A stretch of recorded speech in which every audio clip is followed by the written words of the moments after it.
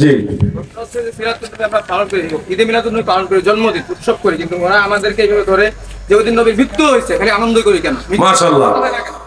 রাসূল করিম সাল্লাল্লাহু আলাইহি ওয়াসাল্লামের জন্মদিন বা বেলাদাত শরীফ উপলক্ষে এই দিনটা উদযাপন করি, ওই দিনে তো নবীজির ইন্তেকালও হয়েছে, তাহলে আমরা সুখ পালন করি না কেন? এটার দুইটা উত্তর। এক নম্বর হলো, নবীজি যেদিন দুনিয়াতে শুভাগমন করেছে ওই দিন ইন্তেকাল করেছে, এই কথাটাই ঠিক না।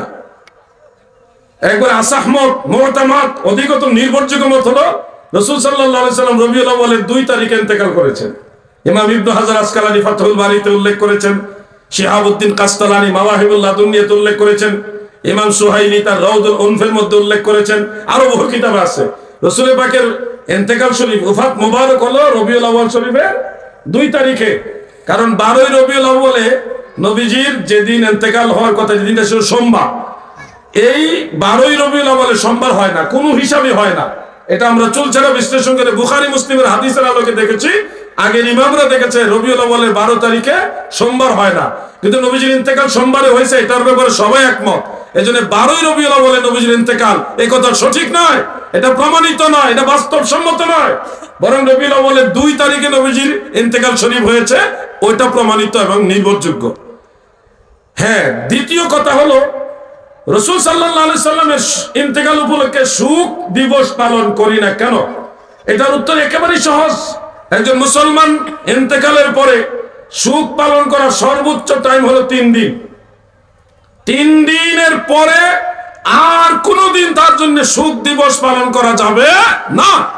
যেখানে সাধারণ মুসলমান মারা গেলে 3 দিনের পরে আর শোক দিবস পালনের সুযোগ নাই, সেখানে আল্লাহর হাবিবের শরীয়তে পর্দা নেবার 1450 বছর পরে যারা শোক দিবস পালন করতে চায়, তারা কোন উদ্দেশ্য করতে চায়, কোন মাসালায়? কথা বুঝতে পারছেন না? তৃতীয় আরেকটা কথা সম্পর্ক বলি, নবীজি তো মরা নবী না, আমার নবী জিন্দা নবী। আগে নবীজি জিসমান আমাদের সবার সামনে হাজির ছিলেন, মানে দুনিয়াতে হাজির ছিলেন, সবাই নবীজির কাছে যেতে পারতেন। আর এখন নবীজি পর্দার আড়ালে আছেন, কিন্তু আমাদের দেখেন, আমাদের ফেলে চলে যান নাই। কথা বুঝতে পারছেন না? আমাদের নবী জিন্দা নবী। এই জন্য আমরা তো দুঃখিত হওয়ার কারণ নাই, নবীজি তো আমাদের ফেলে যান নাই।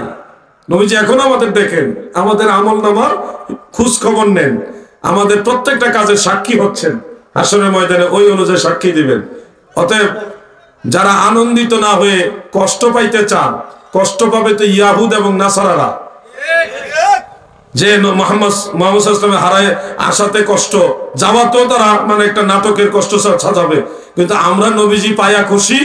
নবীজি আমাদের ছেড়ে যান নাই, দুনিয়াতে, কবরে, হাসরে, মিজানে, পুলচরাতে, সব জায়গায় নবী আমাদের সাথে থাকবেন। কবরে গেলেও তো নবী আমাদের সাথে দেখা দিবেন।